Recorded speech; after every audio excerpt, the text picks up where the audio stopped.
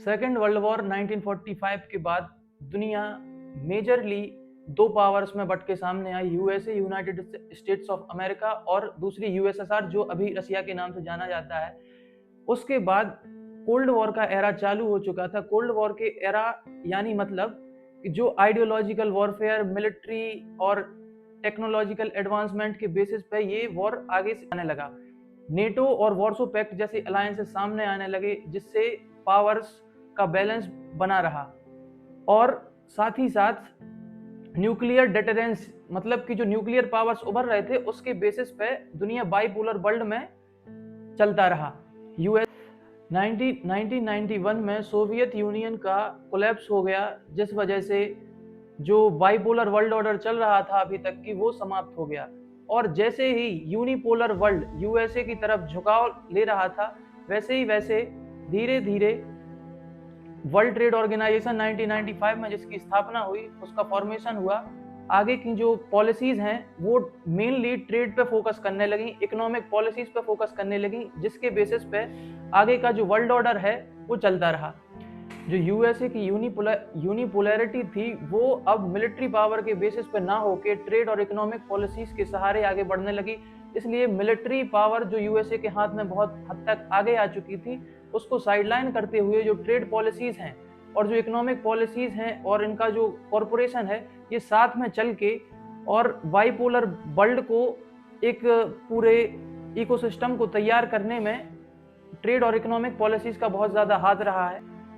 इसी टाइम पे लगभग 1978 के आसपास चाइना ने डेंग जाओपिंग जो उसके प्रेसिडेंट थे, उन्होंने अपना मार्केट दुनिया भर की कंपनीज के लिए ओपन कर दिया था, जिस वजह से जो चाइना का जो मेजरली डोमिनेशन था, उन्होंने अपना मार्केट को आगे बढ़ाने के लिए अपना मार्केट ओपन किया और सारी कंपनीज को अपने यहाँ इन्वेस्टमेंट करने के लिए बुलाया, जिस वजह से सारी कंपनीज चाइना के पास अपना इन्वेस्टमेंट लेके पहुंची और वहां उन्होंने अपने मैन्युफैक्चरिंग प्लांट सेटअप किए, एक इकोनॉमिक बेस सेटअप दिया।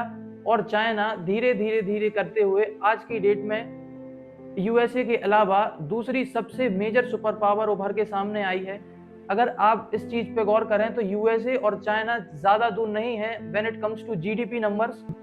चाइना ये सब इसलिए कर पाया क्योंकि वो तेजी से अर्बनाइजेशन की तरफ अपने देश को आगे ले गया, अपने रीजन को उन्होंने बढ़ावा दिया, वहाँ के लोगों को उन्होंने प्रॉपर एजुकेशन के थ्रू लोगों को आगे बढ़ाया, इन्वेस्टमेंट्स फॉरेन के थ्रू गेन की, और उससे उनका जो मेंटली जो स्टेबिलिटी थी through economic reforms, through open market stabilization, तो वो उन्होंने इस चीज में बहुत आगे बढ़ पाए। इसी तरह से चाइना सेकंड लार्जेस्ट इकोनॉमी बन गया, जो कि अब अपना इन्फ्लुएंस सारे दुनिया में सारे देशों पे एक तरीके से अपना इन्फ्लुएंस बढ़ाता जा रहा है, चाहे वो अफ्रीकन कंट्रीज हो, चाहे वो एशियन कंट्रीज हो, साउथ पैसिफिक रीजन हो या साउथ चाइना सी हो।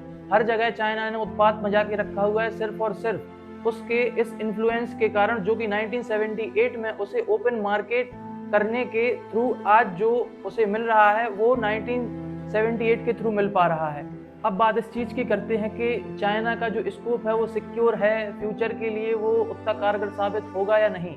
तो ऐसा कुछ क्लियर नहीं कहा जा सकता कि फ्यूचर किसी ने देखा नहीं है, पर जो टेक्नोलॉजिकल एडवांसमेंट चाइना अभी तक गेन कर चुका है, जिस रफ्तार से वो अपनी जीडीपी को आगे ले जा रहा है, मैन्युफैक्चरिंग इकोसिस्टम जो चाइना के पास आज की डेट में है, उसका मैच कोई नहीं कर सकता, इवन नॉट इवन अमेरिका, ना इंडिया, ना यूरोपियन कंट्रीज और ना ही Russia. Belt and road initiative जो प्रोग्राम वो चला रहा है, सीपैक कॉरिडोर जिसे हम जानते हैं, चाइना के थ्रू वो सीधा पीओके के रीजन के थ्रू होके सीधा पाकिस्तान लगेगा। और अपने इस इन्फ्लुएंस से उसने श्रीलंका के हम्बनटोटा पोर्ट को भी अपने कब्जे में कर लिया है। और उसकी एक पॉलिसी होती है कि वो किसी को भी अपना लोन दे के उसको एक ऐसी कंडीशन में बांधेगा कि सामने वाला लोन रीपेमेंट की कभी सोच भी नहीं पाएगा, और सामने वाला उसका एक फायदा उठा के अपने कब्जे में सारी चीजें कर लेगा। लेकिन इसी ग्रोथ जो चाइना अब जिस पेस पे अभी आगे बढ़ रहा है, इसके साथ कुछ चैलेंजेस भी हैं जो कि उसे फेस करने पड़ेंगे। चाइना का डेमोग्राफिक स्लोडाउन, चाइना की पॉपुलेशन एजिंग फेज में एंटर कर चुकी है और वर्किंग एज पॉपुलेशन धीरे धीरे कम हो रही है, जो लॉन्ग टर्म इकोनॉमिक ग्रोथ को स्लो कर सकती है। रियल एस्टेट सेक्टर का डेट बहुत हद तक बढ़ चुका है, जो कि फाइनेंशियल स्टेबिलिटी को हिला सकती है पूरे के पूरे चाइना की।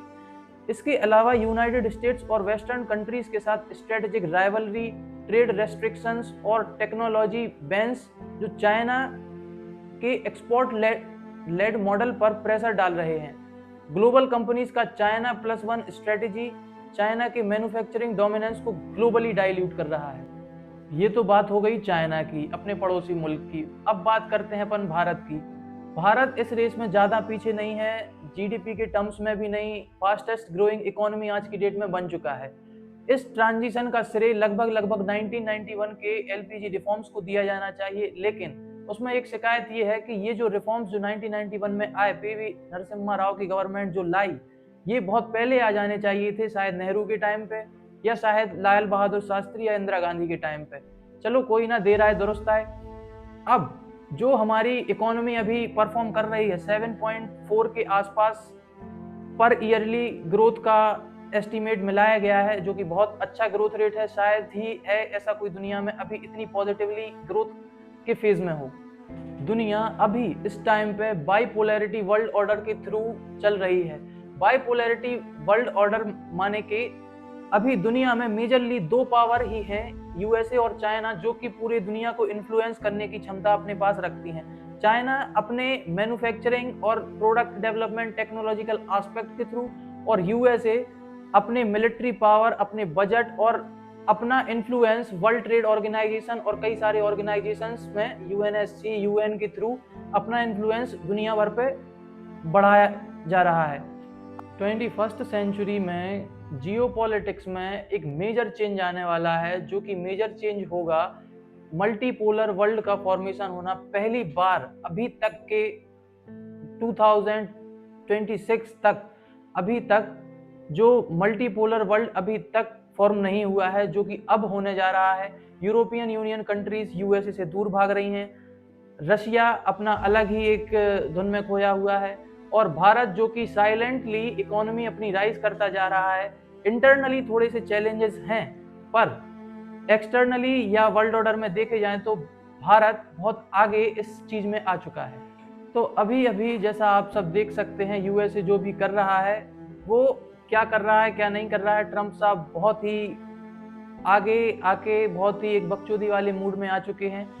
तो एक कहावत चलती है, जंगल में मोर नाचा किसने देखा। ट्रम्प साहब ने देखा, क्योंकि भाई साहब यूएसए के प्रेसिडेंट रह चुके हैं। तो ये सब कुछ बातें हैं जो ध्यान रखनी चाहिए। जैसे ट्रम्प साहब अगर यूएसए के प्रेसिडेंट हैं, तो उसका मतलब ये नहीं है आप देशों के साथ मजाक करते रहें, कुछ भी करते रहें। आप टैरिफ इम्पोज करते जा रहे हैं हर कंट्रीज पे, जो कंट्रीज आपके साथ नहीं बनाए रखना चाहता है या किसी और दूसरे देश के साथ संबंध अच्छे रखना चाहता है।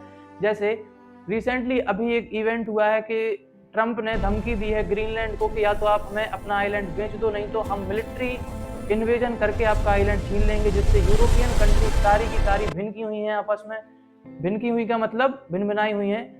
और जो नेटो का जो एक्सपेंशन होना चाहिए था आज की डेट में, वो सिकुड़ के रह गया है। नेटो कंट्रीज का जो ऑर्गेनाइजेशन है वो टूटता जा रहा है।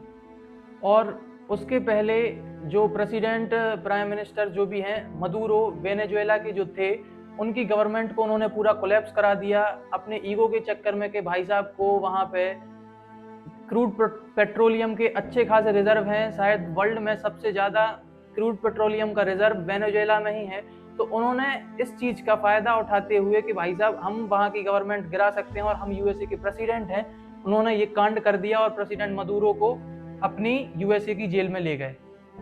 और यही सब उन्होंने पूरी कंट्रीज में, यूरोपियन कंट्रीज के साथ, यूक्रेन के साथ, रशिया के साथ, भारत के साथ, सारी कंट्रीज के साथ ये मजाक कर रहे हैं टैरिफ वॉर खेल के कि हम इतने परसेंट यहाँ पे इम्पोज कर देंगे, इतने परसेंट यहाँ पे इम्पोज कर देंगे, किसी का मटेरियल हम अपने देश में नहीं आने देंगे, इकोनॉमी पूरी की पूरी कोलैप्स करके रख देंगे। और इसी के विपरीत हैं, इसी के अपोजिट अपने शी जिनपिंग साहब हैं, जो कि अपने पड़ोसी मुल्क के प्रेसिडेंट हैं। शी जिनपिंग साहब अच्छे से जानते होंगे। तो उनके साथ एक मुहावरा उल्टा बैठता है, फिट नहीं बैठता है। दूध मांगोगे तो खीर देंगे, नहीं तो चीर देंगे। उनके साथ उल्टा है, वो खीर के बहाने दूध देंगे और साथ में चीर भी देंगे। और इसका एग्जाम्पल सबसे बढ़िया चाइना, क्योंकि मैन्युफैक्चरिंग हब बन चुका है पूरे वर्ल्ड का जो प्रोडक्ट मार्केट है वो सिर्फ चाइना के थ्रू ही चलता है, अपनी इकोनॉमी को अच्छा खासा ऊपर ले जा चुका है, तो किसी की इतनी हिम्मत नहीं है कि उससे मजाक कर सके। तो इसी वजह से उसने अफ्रीकन कंट्रीज को अपना एक तरीके से सेकेंड हैंड गुलाम बना के रखा हुआ है, पाकिस्तान को अपना कुत्ता बना के रखा हुआ है, और बांग्लादेश में अभी गवर्नमेंट को गिरा के, शेख हसीना की गवर्नमेंट को गिरा के यूनुस पिल्ले को बिठा के साथ में रख दिया है। श्रीलंका में वो यही किया था, हम्बनटोटा पोर्ट को अपने कब्जे में करके भारत पे नजर रखना चाहता था। भारत को इस चीज का एक्टिवली विरोध नहीं, साइलेंटली और एक्टिवली इस चीज का आगे से मुंह तोड़ जवाब देने की बहुत ज्यादा आवश्यकता है। अब यूएसए और चाइना की जो पोलैरिटी है, वैसे तो बाइपोलर वर्ल्ड ऑर्डर ही चल रहा है, दोनों ही इस दुनिया पे पूरे पे अपने इन्फ्लुएंस से राज करने की कोशिश कर रहे हैं, लेकिन इसके साथ साथ हमें अमेरिका को कभी दोस्त नहीं मानना चाहिए। चाहे उसकी बजाय हम चाइना पे थोड़ा सा भरोसा कर सकते हैं, जो यूएसए की जो डोमिनेंस है उसको रिजेक्ट करते हुए हमें इंडिया, रशिया और चाइना का एक मेजर अलायंस फॉर्म करना चाहिए।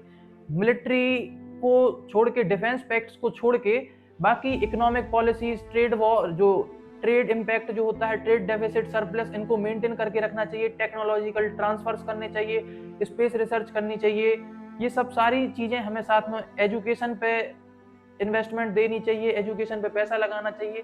तो मुझे ऐसा लगता है कि साथ में ऐसी जरूरत है यूएसए की डोमिनेंस को खत्म करने के लिए कि रशिया, इंडिया और चाइना एक साथ में एक अलायंस बनाए, जिससे वर्ल्ड ऑर्डर एक यूनिपोलर या बाइपोलर में उसकी जगह एक मल्टीपोलर वर्ल्ड ऑर्डर में चल सके। आज की दुनिया एक ट्रांजिशन फेज में एंटर कर चुकी है। हर देश अपने आप को इकोनॉमिक टर्म्स में आगे रखना चाहता है, अपने मार्केट को ओपन करना चाहता है, ताकि कंपनीज यहाँ पे आए, इन्वेस्टमेंट दें, जिससे एम्प्लॉयमेंट बढ़ता है, एजुकेशन में इन्वेस्टमेंट बढ़ता है और इकोनॉमी धीरे धीरे ग्रो होने लगती है। और एक टाइम के बाद आप कह सकते हो कि हाँ, हम इमर्जिंग सुपर पावर्स हैं, या सुपर पावर्स तक तो पहुंच पाना बहुत दूर की बात हो जाती है, डेवलप्ड कंट्रीज या डेवलपिंग कंट्रीज की सीरीज में खुद को रख सकते हो आप। तो हमें इस चीज की आवश्यकता है, इस चीज की जरूरत है कि दुनिया को यूनिपोलर, बाइपोलर की जगह मल्टीपोलर वर्ल्ड बनाया जाए। कोई एक पावर नहीं हो, कोई दो पावर नहीं हो, पूरी दुनिया में कई सारी पावर हो। यूएसए और चाइना के अलावा इंडिया भी एक पावर हो, यूरोपियन कंट्रीज जैसे फ्रांस, यूके, जर्मनी, और साथ ही साथ अपनी खास दोस्त जैसे रशिया, इजराइल, इन सबको भी आगे बढ़ाना चाहिए, जो कि एक मल्टीपोलर वर्ल्ड क्रिएट करेंगी। किसी एक का इन्फ्लुएंस पूरी दुनिया पे नहीं फैलेगा, किसी एक की पावर या किसी एक का डोमिनेंस नहीं होगा। तो इसका समाधान ये है कि इंडिया को रशिया, चाइना के साथ भी अलायंसेस बनाने चाहिए, इंडिया को इंडिविजुअली रशिया के साथ भी अलायंसेस बनाने चाहिए, ऑर्गेनाइजेशंस फॉर्म करने चाहिए, इजराइल के साथ बनाने चाहिए, अमेरिका के साथ भी बनाने चाहिए, यूरोपियन यूनियन के साथ बनाने चाहिए, अफ्रीकन कंट्रीज के साथ बनाने चाहिए, साउथ अमेरिका, अर्जेंटीना, ब्राजील के साथ भी बनाने चाहिए। हर जगह आपको अपने डोमिनेंस के हिसाब से काम नहीं करना है। एक मित्रता का भाव, जो कि वसुधैव कुटुंबकम के नाम से हम सब जानते हैं, हमारा एक सिद्धांत रहा है, तो इस सब पे काम करने की जरूरत है। बाकी वीडियो अच्छी लगे तो लाइक, सब्सक्राइब, शेयर, कमेंट जरूर करना।